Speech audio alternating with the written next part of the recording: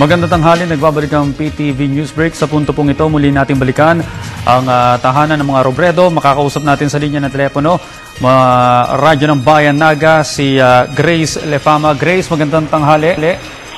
Yes, Audrey, magandang tanghali sa iyo mula dito sa bahay ni Secretary Robredo. Kaalis lang po ng kanyang buong pamilya, ang kanyang may bahay na si Attorney Leni Robredo at ang kanyang tatlong anak na si Jessica, si Tricia at si Jillian. Papunta na po sila sa Pili Airport ngayon sapagkat doon sila mag-meet ni Pangulong Aquino at ni Secretary Mar Rojas at dala-dala na po ng Pangulo ang mga labi ng kalihim na na-recover doon sa crash site sa Barangay Idingay sa Masbate. At ang ating latest update na nakuha mula kay Captain June Labadia na kaibigan at tagapagsalita ng pamilya ay nag-take off na yung chopper na sasakyan. Yung C-130 na nasasakyan ng Pangulo, papunta na po dito sa Pili Airport.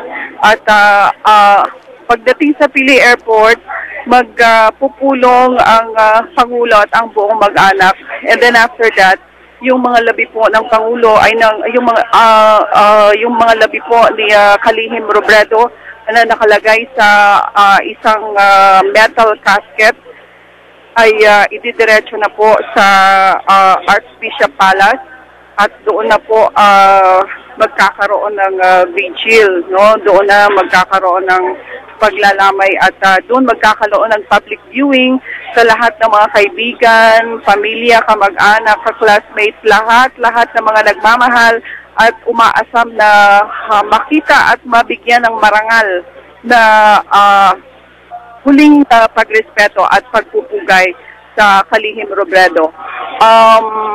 So from here, inaasahan natin na magpo-pull out na po ang grupo ng media dito sa tahanan ng Kalihim at pagdating, that is around mga 3 or 4 p.m.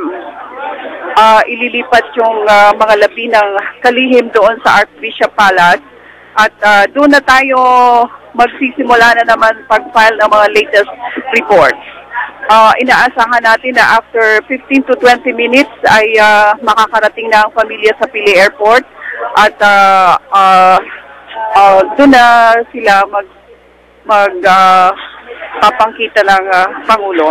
So, sa ngayon, yan po ang latest update mula dito sa tahanan ni Kalihim Jesse Robredo, Naga City, mula po sa Radyo ng Bayan Naga. Ako po si Grace Lefama Simando. Back to you, Audrey. Maraming salamat. Maraming salamat din, Grace Lefama ng Radyo ng Bayan Naga. Samantala, bago pa man maipalam sa kanya ang balita, kinutuban na ang misis ng pilotong si Captain Jesus Bahinting na posibleng nasawi na ang kanyang mister sa pagbagsak ng eroplanong lulandin si Interior and Local Government Secretary Jesse Robredo. Sinabi ni Ginang Margarita Bahinting na tanggap na niya ang nangyari at ipinagpapasa Diyos na lamang niya ang lahat. Pero aminado ang Ginang na masyado pa rin masakit para sa kanilang pamilya ang sinapit ng asawa, lalo't nakita pa niyang nag-take off si Captain Bahinting sakay si Secretary Robredo.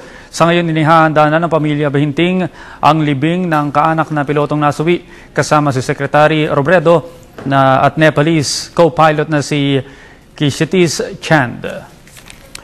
Samantala, nagpahayag ng pakikiramay ang iba't ibang ahensya ng pamahalaan sa pamilya ni Interior and Local Government Secretary Jesse Robredo dahil sa sinapit nito. Sa hanay ng Philippine National Police, inilagay na ang mga bandila nito sa half-mast bilang pagluluksa sa pagkamatay ng kanilang pinuno. Ganito rin ang iniutos ni Manila Mayor Alfredo Lim at ng Bureau of Fire Protection na pawang nasa ilalim ng pamunuan ng DILG.